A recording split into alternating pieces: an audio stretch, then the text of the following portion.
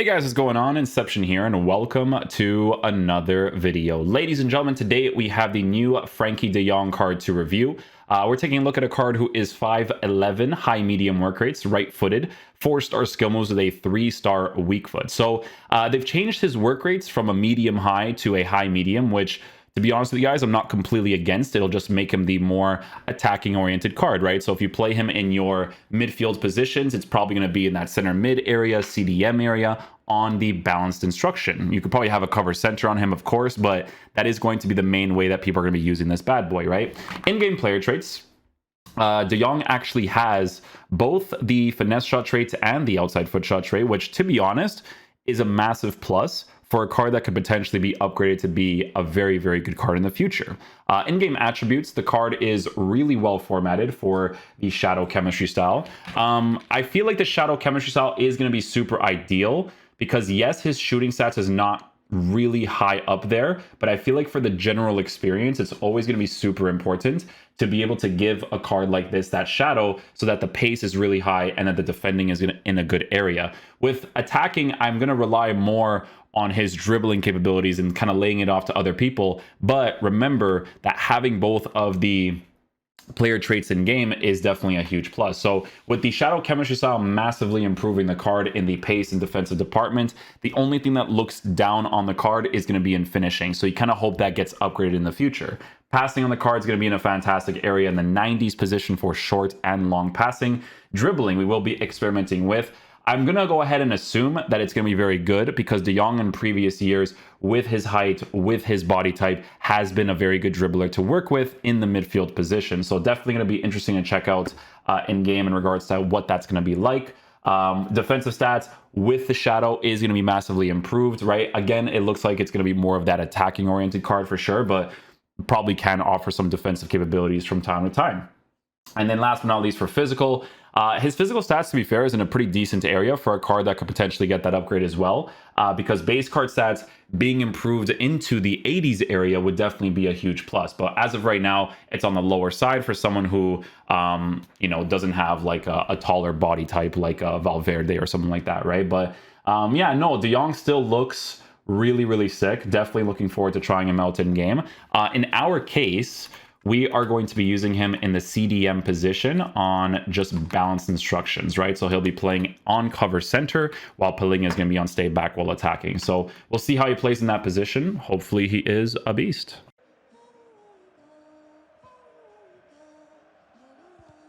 Okay, my boy Bernardo's there. Don't worry about it. Well done, Frankie.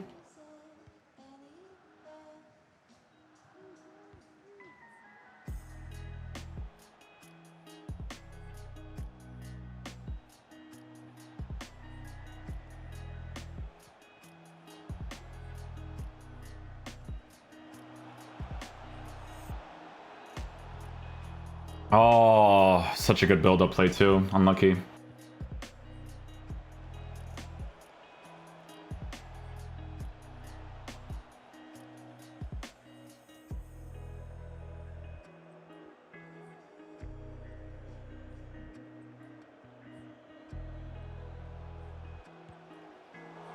I don't know why I go for finesse shots there.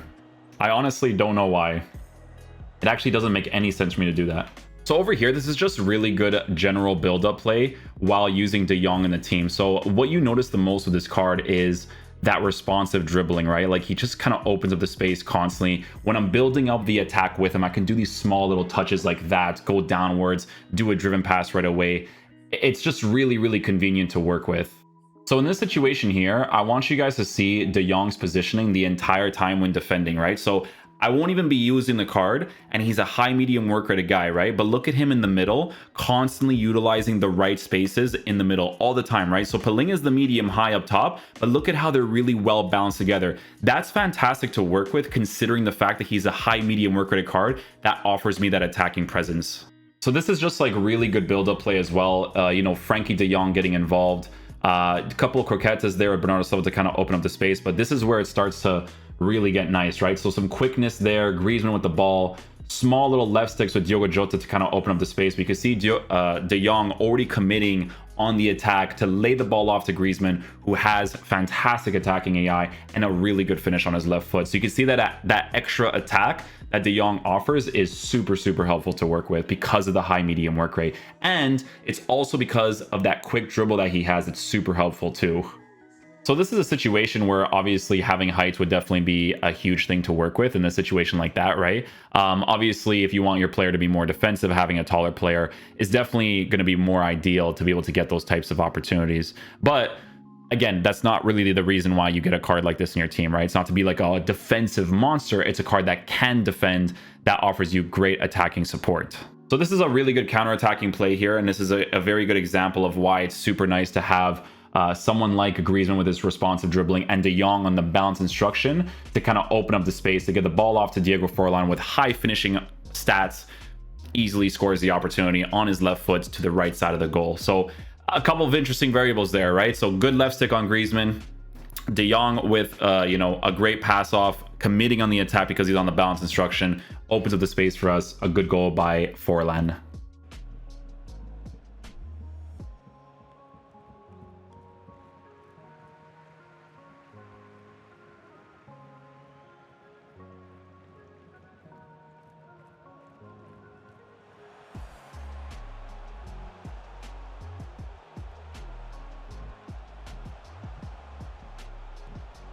That right there was all Bernardo Silva. That was insane. Passing well weighted, dribbles came off great. I got a little bit lucky there, but then De Jong committing on the attack to give me that goal scoring opportunity.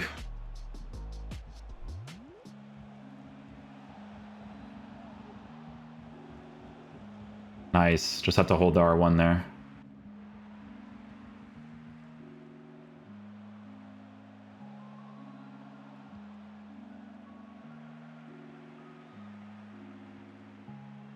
De Jong well positioned. Let's go.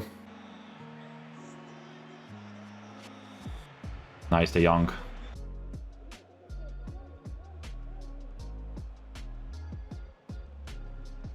Nice, De Jong.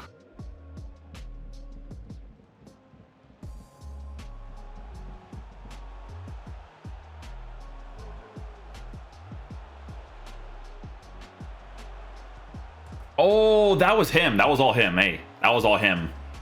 That was all him. That driven, that was all him.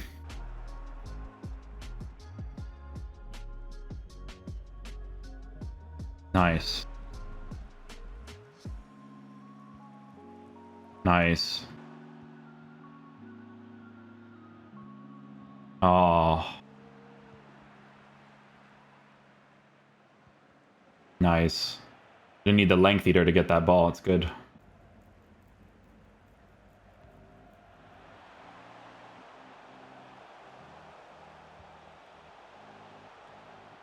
Oh, I wish that was a goal, man.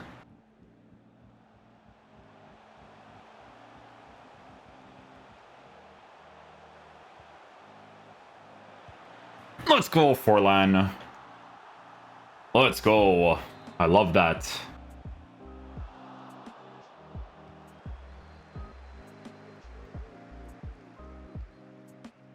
Oh, De Jong on the AI.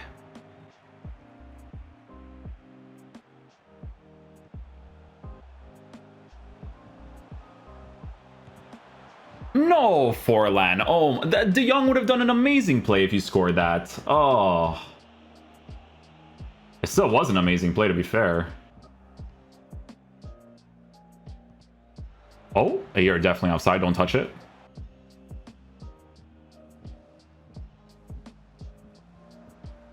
Nice, De Jong.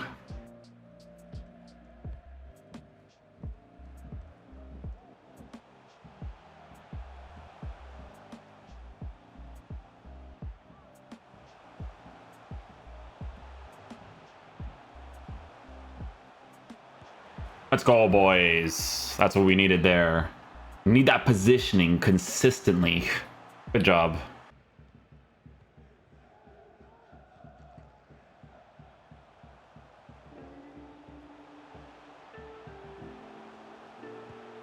Nice finish.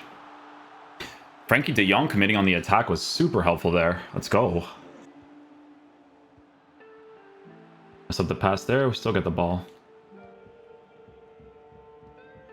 Let's go, De Jong.